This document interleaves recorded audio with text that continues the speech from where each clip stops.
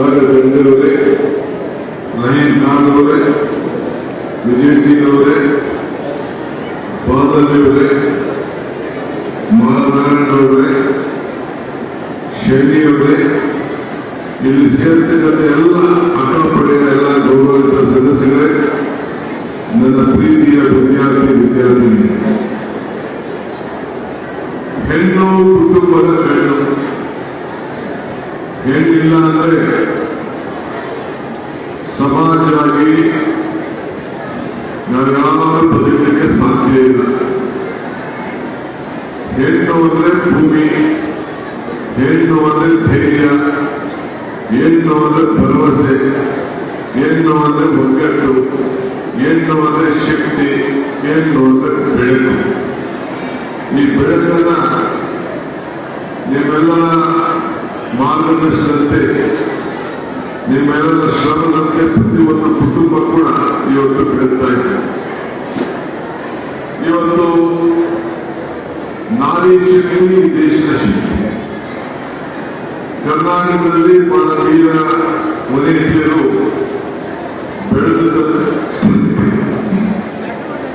ಬೆಳೆದನ್ನ ಇತಿಹಾಸವನ್ನು ನಾವು ನೋಡಿದ್ದೇವೆ.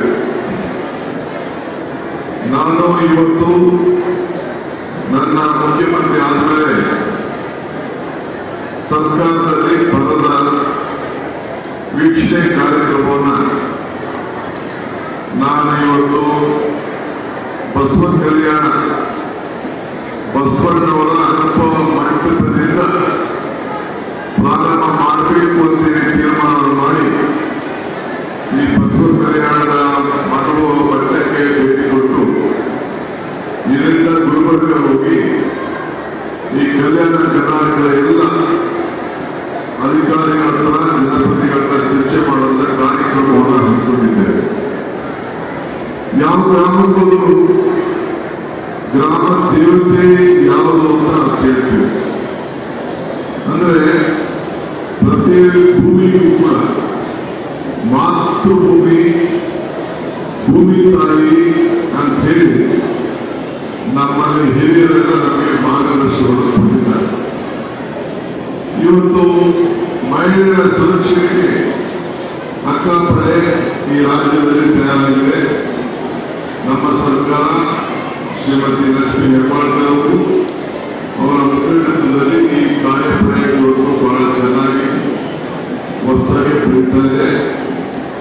ಯಾರು ಈ ಪಡೆಗೆ ಸೇರ್ಕೊಂಡಿದ್ದೀವಿ ಅವರೆಲ್ಲರೂ ಕೂಡ ನಮ್ಮ ಸರ್ಕಾರದ ಪರವಾಗಿ ತುಮಕೂರು ಜಿಲ್ಲೆಯ ಶುಭಾಶಯ ಮತ್ತು ಅಭಿನಂದಿಸಲಿಕ್ಕೆ ನಾನು ಬಯಸ್ತಾ ಇದ್ದೇನೆ. ನಿಮ್ಮ ಹೋರಾಟ, ನಿಮ್ಮ ಶ್ರಮ, ನಿಮ್ಮ ಶಕ್ತಿ, ನಿಮ್ಮ ಧೈರ್ಯ, ನಿಮ್ಮ ಸಾಧನೆ ಖಂಡಿತ ನಿಮ್ಮೆಲ್ಲರೂ ಕೂಡ ಫಲ ಸಿಗ್ತದೆ. ಮುಂದಿನ ದಿನದಲ್ಲಿ ಒಂದು ಐತಿಹಾಸಿಕವಾದಂಥ ತೀರ್ಮಾನವನ್ನು ಮಾಡ್ತೀವಿ ನಮ್ಮ ಸರ್ಕಾರ.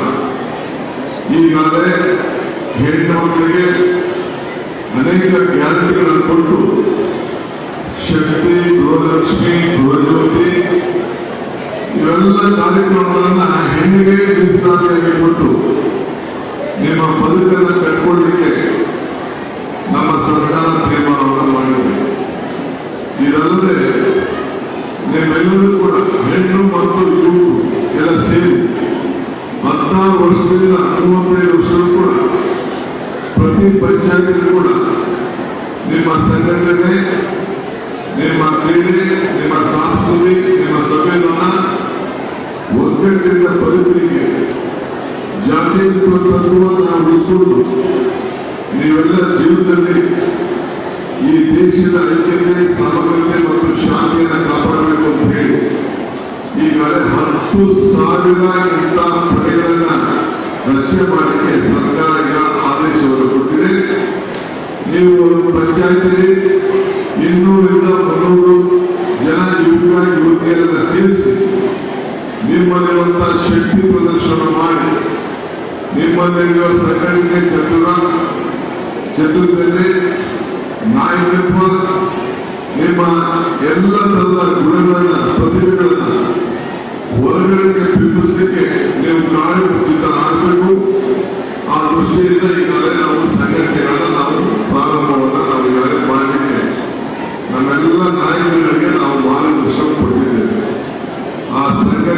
ಹೆಸರು ಭಾರತ್ ಜೋಡೋ ಯುವ ಶಕ್ತಿ ಸಂಘ ಅಂತೇಳಿ ಈಗಾಗಲೇ ನಾವು ತೀರ್ಮಾನವನ್ನು ನಾವು ಮಾಡಿದ್ದೇವೆ. ಮಾತು ದೇವೋ ಭವ ಅಂದ್ರೆ ತಾಯಿಯನ್ನ ದೇವತೆ ಅನ್ನೋದನ್ನ ನಾವೆಲ್ಲ ಕರಿತೇವೆ.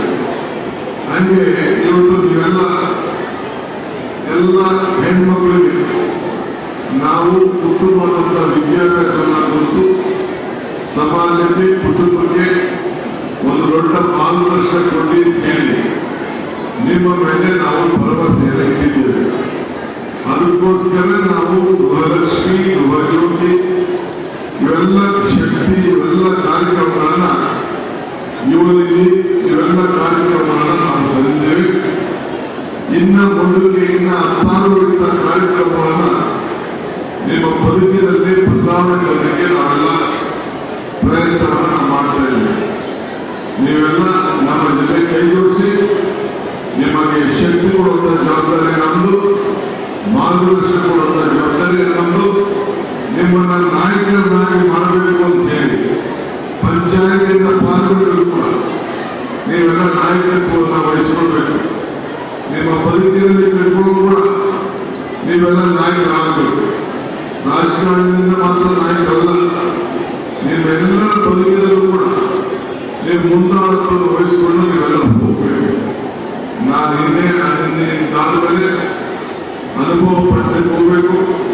ಅದಾದ ಮೇಲೆ ನಮ್ಮ ಬೀದರ್ನಲ್ಲಿ ನಮ್ಮ ಕಾರ್ಯಕರ್ತ ಸಭೆ ಇದೆ, ಅದನ್ನು ಮುಗಿಸಿ ಗುಲ್ಬರ್ಗಕ್ಕೆ ಹೋಗುತ್ತಿದ್ದೇನೆ. ಆದ್ದರಿಂದ ನಾವ್ಯಾರು ಈ ವಿಷಯ ಮಾತಾಡ್ತೇವೆ, ನೀವೆಲ್ಲರೂ ಕೂಡ ಶುಭ ಹಾರೈಸಿ ನಿಮ್ಮ ಜೊತೆಯಲ್ಲಿ ಡಿ.ಕೆ. ಶಿವಕುಮಾರ್ ಮತ್ತು ಡಿ.ಕೆ. ಶಿವಕುಮಾರ್ ಸರ್ಕಾರ ಜೊತೆಯಲ್ಲಿ ಇದೇ ನನ್ನ ಮಾತನ್ನ ಹೇಳಲಿಕ್ಕೆ ನಾನು ಬಯಸ್ತಾ ಇದ್ದೇನೆ. ನೀವೆಲ್ಲ ನನ್ನ ಸೋದರಿಯರು, ಯುವ ಮಿತ್ರರು, ನೀವೆಲ್ಲ ನನಗೆ ಶಕ್ತಿಯನ್ನು ತುಂಬಿ ನಾನು ಕೂಡ ನಮ್ಮ ಸರ್ಕಾರ ಕೂಡ ನಿಮಗೆಲ್ಲ ಶಕ್ತಿಯನ್ನು ಕೊಡಲಿಕ್ಕೆ ಬದ್ಧವಾಗಿದೆ ಅನ್ನೋ ಮಾತನ್ನ ಹೇಳಿ ನನ್ನ ಮಾತನ್ನು ಮುಗಿಸ್ತೇನೆ. ಜೈ